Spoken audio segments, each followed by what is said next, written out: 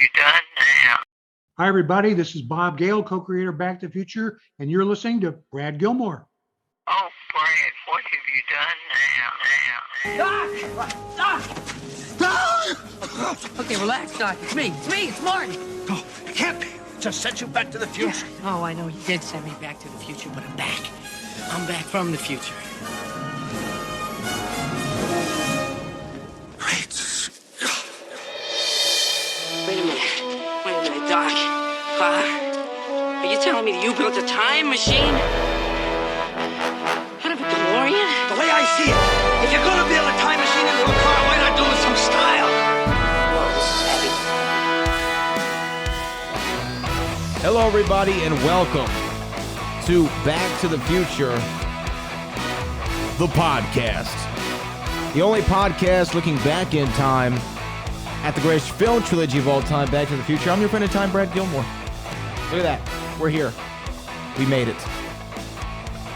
Happy, if you're listening to this, by the way, on Wednesday, November the 24th, 2021, happy birthday to my best friend Avery Davis, and also happy early Turkey Day, Thanksgiving, to those of you in the States who choose to celebrate said holiday with your friends or family, however you do it. Slice up the bird. You got the word right there. Well, we have a good show for you today on Back to the Future, the podcast, continuing on with season 8 of the show. And today, I'm excited, man.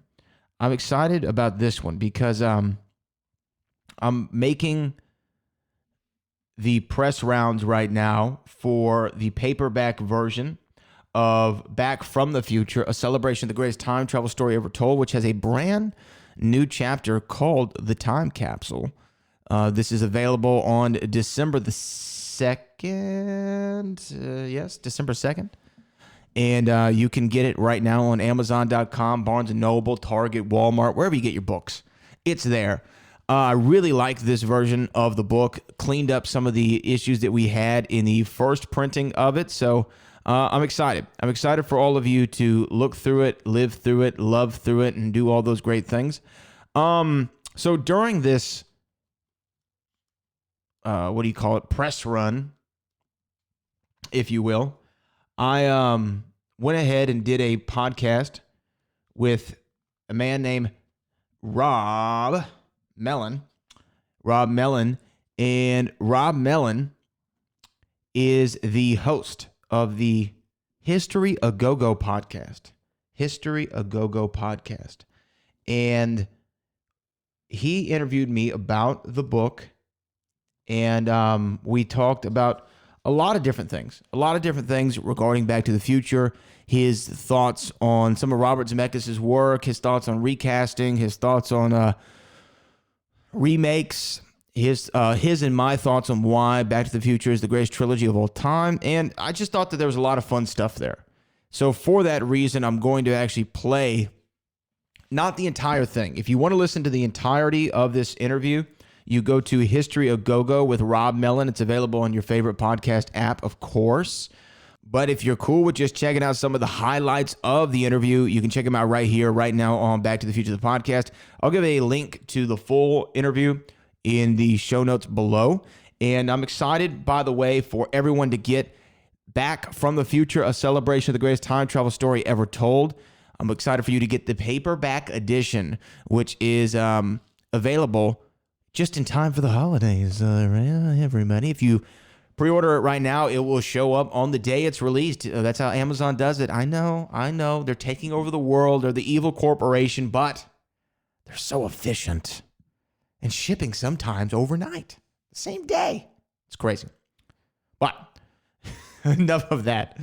Here's my conversation with Rob Mellon on History A Go-Go right now on Back to the Future, the podcast.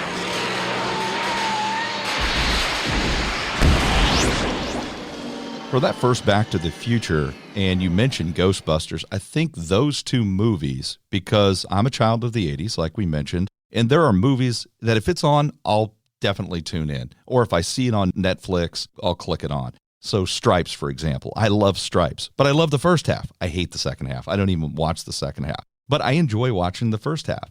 For Spies Like Us, similar. I like the first half, not a fan of the second half. But you can watch Back to the Future all the way through. As you mentioned, there's no holes. It's almost perfect. Ghostbusters is similar in that fashion for me, the first one, in that it doesn't have a lot of holes either. So I think you're exactly right about that. The thing about the Star Wars trilogy, if you want to call it that original trilogy, is different than most, is the second film being the best. Yes. And that's the one difference I would say. But otherwise, I don't disagree. I think you're just about right. See, that's why we get along, Robert. That's right. So the writers of Back to the Future, Robert Zemeckis and Bob Gale, they knew each other going back to USC. They also knew Steven Spielberg, but their first few films are not very solid. I mean, a true fan might enjoy them, but if you look back at that, what changes the dynamic for them? They try 1941, I think, Used Cars, but something has to change that dynamic to even give them an opportunity to make something like Back to the Future. Well, I think that one, obviously the writing is solid. Even if the films aren't the best, there's been a ton of films made where the writing is great, just the execution of the writing didn't work out by the actors or by the director's vision, or the editing didn't come together. Whatever the reason was, the movie fell apart, just didn't connect with audiences. I think that the Bobs have always been strong in their writing. Even if you go back to a movie that they wrote in college called Bordello of Blood, that was later on actually made into a short film. They wrote on Kolchak the Night Stalker, which was a favorite of my father's. My dad loved Kolchak the Night Stalker. So their writing was always solid. I think that sometimes it's just execution, and those films didn't connect the same way that maybe fans wanted to. And also, you look at those movies coming out after Jaws or Close Encounters of the Third Kind, it's going to be hard to come up with something that's going to top that. I actually think that's why Steven Spielberg, especially for 1941, went in the direction that he did. He's like, I got to do something different. So let's do a war era slapstick kind of comedy. But what changed for Robert Zemeckis and Bob Gale was this. It was a film called Romancing the Stone. And I know that you probably are familiar with this movie. Love it, actually. It's another great one. Another great one. Michael Douglas, of course, starring. And Robert Zemeckis had the opportunity to direct that film. That movie came out. It was a hit. Everybody loved it. A sequel was, already being thought about, which was Jewel of the Nile, which Robert Zemeckis didn't direct and wasn't a strong follow-up to its predecessor. But anyway, it was a financial success. As you may know, when you get a financial success in Hollywood, all of a sudden, bad ideas to studio executives start sounding like really good ideas. And all these people who originally turned down the idea of Back to the Future were all of a sudden that much more receptive to it. And originally, Steven Spielberg wanted to make it and produce it under Amblin. But the Bob said, we want to do something that isn't connected to you. No disrespect, Steven Spielberg. We want to kind of stand on our own feet. We don't want to be the guys who just get movies made because they're best friends with Steven Spielberg. So they shopped it around prior to Romancing the Stone, and they kind of got turned down by everybody. And I talk about it in the book. At one point, everyone said, take it to Disney. And then they take it to Disney. And Disney's like, are you out of your mind?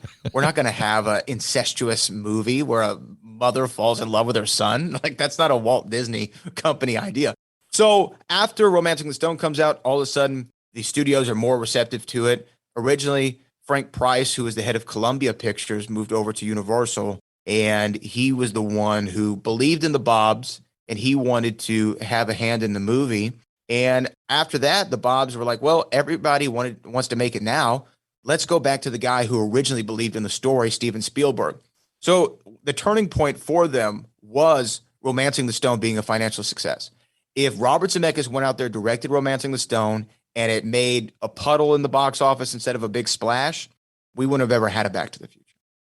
Yeah, and I do love Romancing the Stone. That's one of those movies I do the same thing. If it comes on, if I see it on Netflix, I tune in. I think it's just a great movie. The synergy between Kathleen Turner and Michael Douglas is great. So I absolutely love that movie. And I know you've told this story many times, and it's in your book as well, but how did the concept of Back to the Future develop initially? I think it was Bob Gale. Yeah, Bob Gale went back home, and he was in his parents' basement and going through old things, found some of his old yearbooks, and then he found his father's old yearbook. And before this, there were already, he being Bob Gale and Robert Zemeckis, were already thinking about, man, wouldn't a time travel story be fun? But they couldn't figure out how to get into it. So fast forward to he's in the basement for his parents, and he finds his dad's yearbook, and his dad was the president of his graduating class, and they went to the same high school. And Bob Gale was thinking, man, I know the guy who was the president of my graduating class, and I didn't want to have anything to do with that guy at all. He was a total jerk. And then the idea came to him of, I wonder if I would have been friends with my parents if we went to high school together, which really is a fantastic idea. Fantastic. Yeah. Of, man, would we have been friends? And then it was from that thought that he calls Bob Zemeckis or has a meeting with him later on and says, I think I know how we can get into this story. What if somebody goes back in time and has to go to high school with his parents and figures out that his dad's a total nerd, his mom's, for lack of a better term, promiscuous, and he has to, see his parents at his same age, because it doesn't matter if you're 15 or 50, you never quite can conceptualize that your parents were once your age and they went through the same things that you did. They had to have their first kiss or their first car, ask out their first date or their first heartbreak or whatever. You don't think about that. And so it was a really interesting way to get into a time travel story that isn't the H.G. Wells variety where it's kind of this big, huge, massive undertaking. It's a very small, contained story that doesn't get bigger than a fictional town. And really, not even a fictional town. It doesn't get bigger than the cross section of really one or two families, three families at the most. So I think that's where Bob Gale came up with the idea. And from there, they were off to the races. Yeah, I think that, that's the magic of the film, to keep it that small, because when things are that small, it actually makes it much larger for the individual. I'll give you an example. So I watched all of the True Blood. I went through all of the entirety of the True Blood. Me and my wife enjoyed that. But the beginning, when you only have that one location and a few characters, it seems larger and more important. When they try to make it national, international, it loses all of its luster. I think you're exactly right about that. Now, sometimes that can work, right? Like if I think about the Fast and Furious films, the first two are kind of like real small stories, right? But as they progress, they get larger and larger. Now, they've gotten to the point of ridiculousness, but I think that somewhere around that Fast 5, where they really went big and The Rock comes into play, they hit a stride. So bigger in that perspective worked. But for this time travel story, or for True Blood, or for any of those, these smaller, I don't want to say smaller stakes, but these smaller stories to where they're about a guy trying to make his parents fall in love, as opposed to an Avenger trying to save the world from Thanos. I think that was the right route to go for Back to the Future. The thing that I like about Michael J. Fox for that character, Marty McFly, is he has an energy. He has comedic timing, which apparently Eric Stoltz did not have. I hadn't seen any of the footage of him being Marty McFly, but he certainly has the comedic timing. And most importantly for me, he has confidence. In that character, if Marty McFly doesn't have confidence, the whole thing doesn't work, because the purpose of it is George McFly has no confidence. And that's the reason why his mother, Lorraine, falls in love with him, is that confidence. He can exude that confidence, maybe from his character, from Family Ties. But I think that is the element that's important for Michael J. Fox and Marty McFly to make that character what it was. I think that, and he's also written as a reactionary character.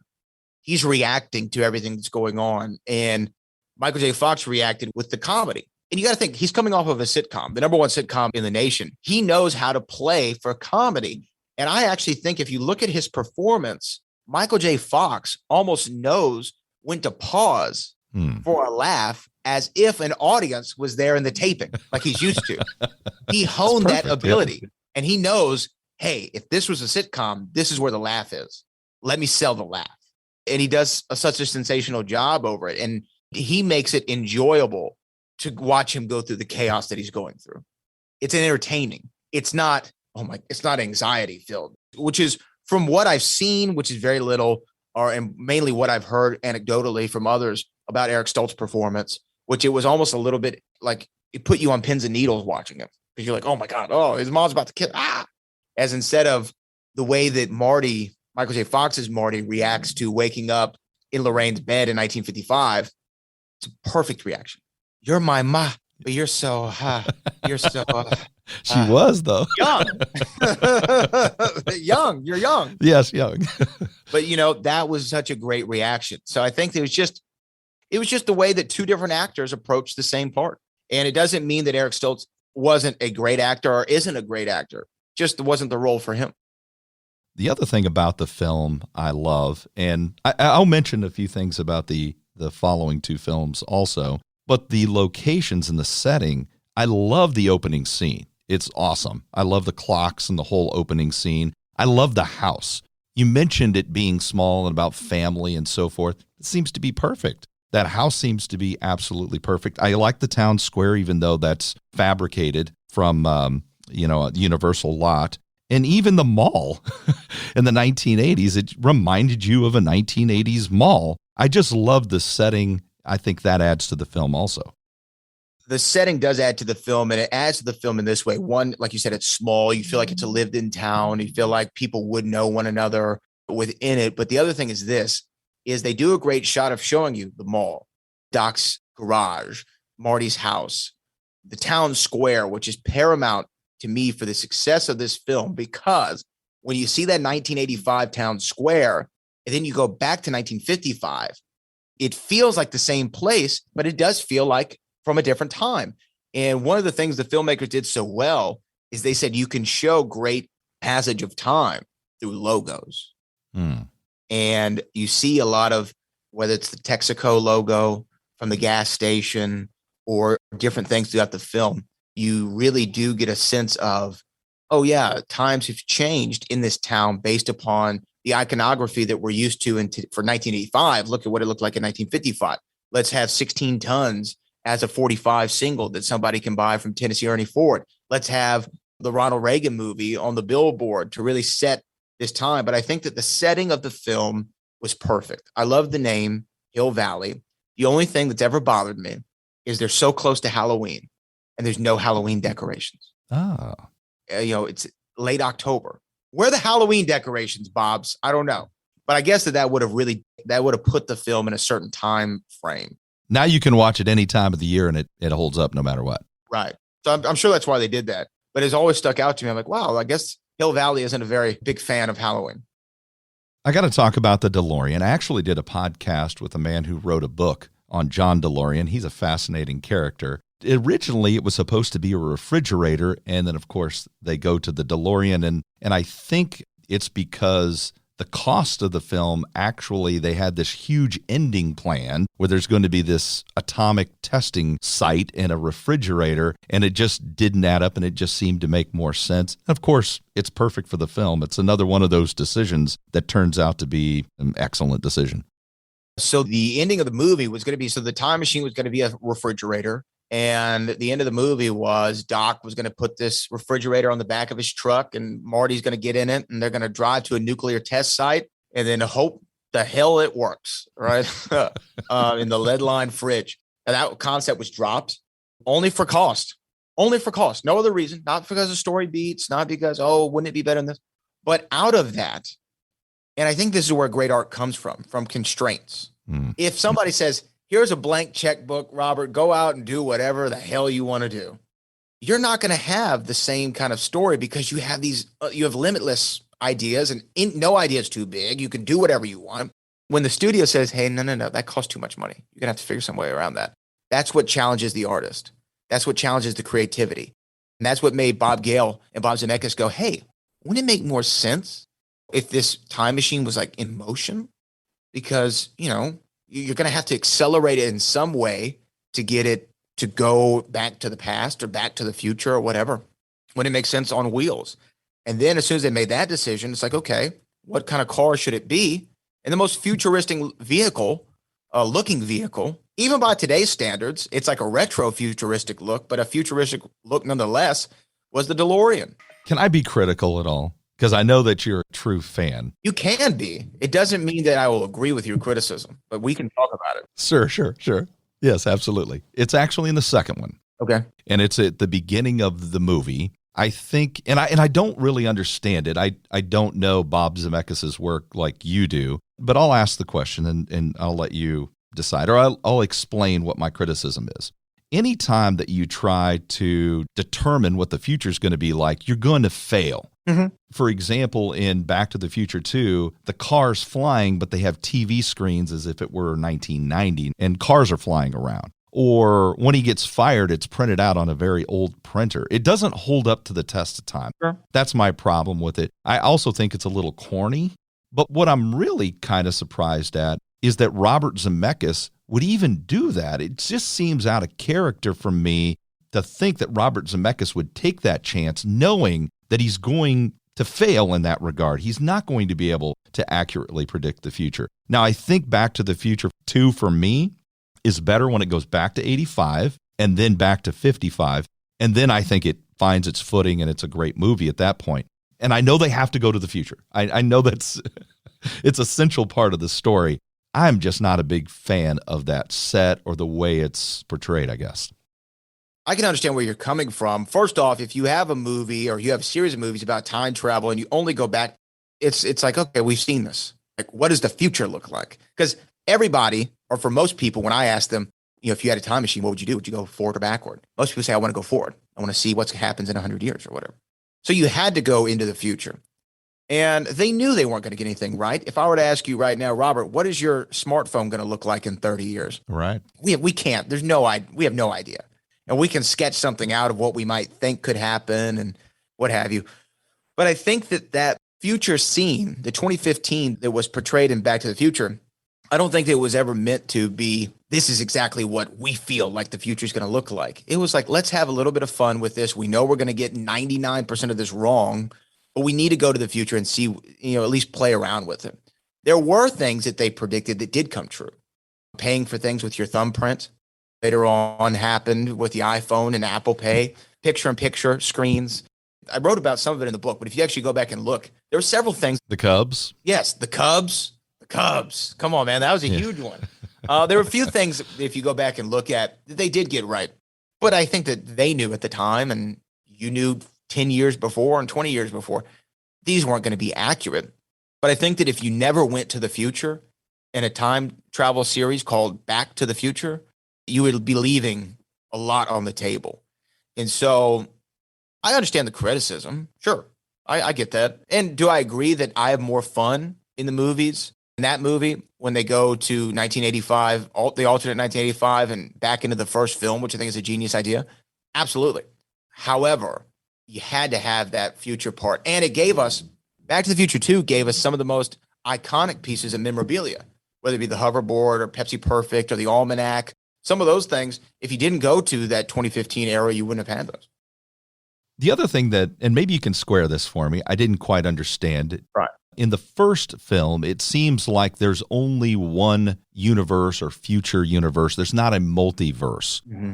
And so in the future, whatever happens to you would affect your past, or from the past would affect your future. That's why when he's playing up on the stage and his hands fading away or the pictures are fading. So there's only one real future. Mm-hmm. But in the second one, they create a multiverse.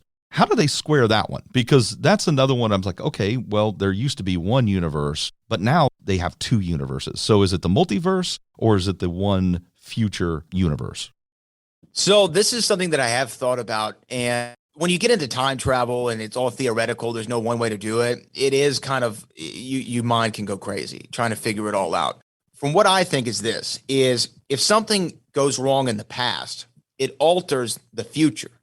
But where this multiverse came into play was they went to the future and changed something, right? They changed something in the future. And then it had this ripple effect. So somebody from the future went back to the past, gave them future information, which then set on this tangential timeline. Because we do know, even in the first movie, if you do something in the past, it's going to alter the future, right? In a different way. Whether that be running over old man Peabody's pine tree, and now the mall is called Lone Pine Mall instead of Twin Pine Mall, or anything like that. We know whatever you do in the past is going to affect the future. That's why at the end of Back to the Future 1, he doesn't return to the same exact reality, right? The biggest change from 1985 at the beginning of the movie to the end of the movie in Back to the Future 1 was George McFly successful, mom's thin, brother has a job. Right. I don't know if Jailbird Joey's still a jailbird. I'm not sure. I don't think that he is. We'll assume he's not. Yeah. Assume that he's not. We'll assume the cake is not made for him. And Marty's sister has all these, boyfriends, or she can't keep up with them, right? So that changed because George stood up to Biff. And then Biff, we see as subservient. So I think that, is there a multiverse? I think that there almost has to be, because at some points there's two Martys or two Biffs or two Docs all in the same time period. But I think that they try their best to make it easy to follow. Because I know Marvel's about to get into the multiverse, especially with this Spider-Man film that's coming out soon. Looks awesome. It looks awesome. I agree. But Back to the Future tries its best to be a linear, like we can figure out, okay, he did this in the past, so now that means this is going to happen in the future and vice versa. But there is, if you go down the rabbit hole on YouTube, you'll hear a lot about a Marty A and a Marty B and a Marty C, and how could Marty C be here with Marty A? And you just get confused. So I try not to dive too much into it, but I think to answer your question, the future all went back to the past and then altered it. So that changed the time. Well, thanks for deviating off into wrestling. I just have one more question, and it's back to the Future universe. And I know there were some books and some games. Does Back to the Future, has it built the canon similar to Star Wars? Are there things that are taken as truth that come from the books, maybe from the games, and of course from the movies? Yeah, I mean, generally, canon is accepted for not so much for the animated series as much as the video game, the Telltale video game that came out, which was directly worked on by Bob Gale and had the original cast, a lot of the original cast back to voice their characters, including Michael J. Fox. They had a cameo as Marty McFly toward the end of the game, and Christopher Lloyd played Doc Brown. Those are accepted, and the comic books that were also written by Bob Gale. IDW comic books that came out, started in 2015. They're written by Bob Gale. So if it's written by Bob Gale and it has Back to the Future on it, we generally accept it as canon, part of the story, as well as Back to the Future, the ride is in that vernacular as well, in that same universe of Back to the Future. There hasn't been any more expanded stories other than those. There's, Star Wars has novels and video games, and comic books and TV shows and all kinds of stuff. There hasn't been many of those for Back to the Future because Bob and Bob are so protective of the franchise. They're so protective of Back to the Future, the property, that they don't expose them as much. Now, this isn't an expansion of the story, but there's the musical that's out now in Europe that's hopefully going to come stateside here in the next year or so. There are those, but there's nothing more than that. You think there's an opportunity for a Back to the Future 4? I know that Bob Gale specifically has said that he didn't want to bastardize the work that had been done already just as a cash grab, which happens in movies. Do you think that's a possibility? I don't think it's a current possibility, just based upon what the Bob and Bob say. I mean, they both say over my dead body. Will there be another Back to the Future movie? Most Back to the Future fans say, don't touch this franchise. I don't want you messing with Back to the Future. I'm not one of those guys. I actually write about it in the book, and I had this thought yesterday. But in the book, I talk about, I was one of those people who don't touch my franchise. I like it the way it is. And then I went and saw the 2016 Ghostbusters Answer the Call, and I hated it. I did not like that movie. It had nothing to do with the female cast or anything like that. I thought that they all did a great job with the material they were given. I just didn't think the movie connected to me. It just didn't feel like a Ghostbusters film in the ways that 1 and 2 did. But when I went home, I watched Ghostbusters 1984 the same day. And I thought that maybe my love for the films would decrease a little bit, but they didn't. I still love Ghostbusters 1 and 2 just as much as I did before that movie came out in 2016. So with that being the premise, I said, they can make a Back to the Future film. And if they make a 4, they make a reboot or they recast it or whatever, and I love it, great. That's another Back to the Future movie I can talk about and love for decades to come. If they make it and it's awful, well, I still have the 3 movies. Right, yeah. And that's not going to change my love for them. So, hey, they took a swing and they missed. So I'm all for Back to the Future getting another film. I think that the Ghostbusters Afterlife really breathed some life into that concept for me, because I thought that they handled a perfect balance of introducing new characters, furthering a new story by giving us the same story and giving us a little bit of the original cast. I thought that they did such a great job of that. I said, if Jason Reitman wants to do Back to the Future, I'm all in. The only thing I would say about that Afterlife is what they were able to do with Harold Ramis. They were able to bring him in. That was awesome. And they did it in such a tasteful way, in a perfect way. I know a huge challenge would be Marty McFly and what Michael J. Fox is dealing with Parkinson's. That would be a major challenge. But now that they were able to include Harold Ramis, maybe they could do it. I think so. I think so. Michael J. Fox has acted since then.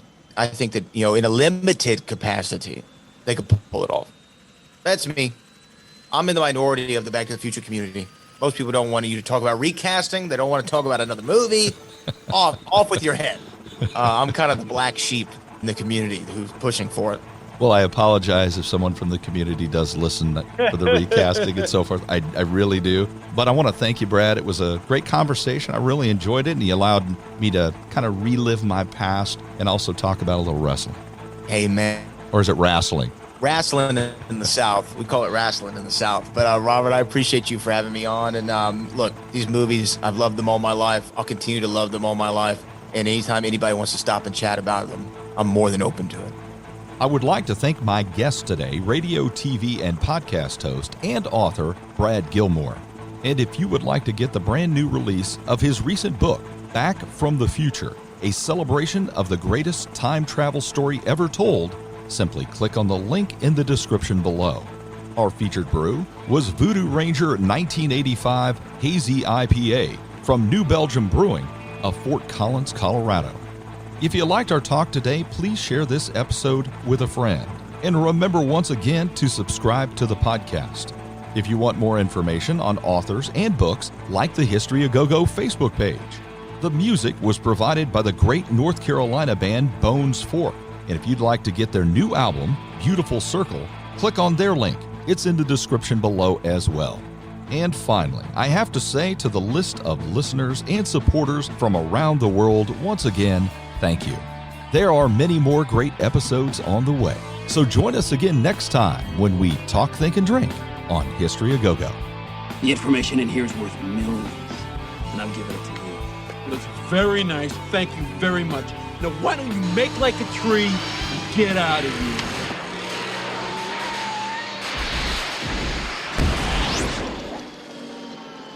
That was my conversation, or at least a segment of it, with Rob Mellon on the History of Go-Go podcast. Make sure you go subscribe, download, leave a comment on the podcast. Again, I'm going to put the description here in the show notes. Got a lot of great stuff over there. So go check out his podcast. And don't forget, you got to come back to the Future, the podcast next week. Because now that the holidays are around, the recording is in full gear, and I have some special guests planned. But until then, this is Back to the Future, the podcast. I'm your friend in time, Brad Gilmore, and I will see you in the future. Oh, Brad, what have you done now?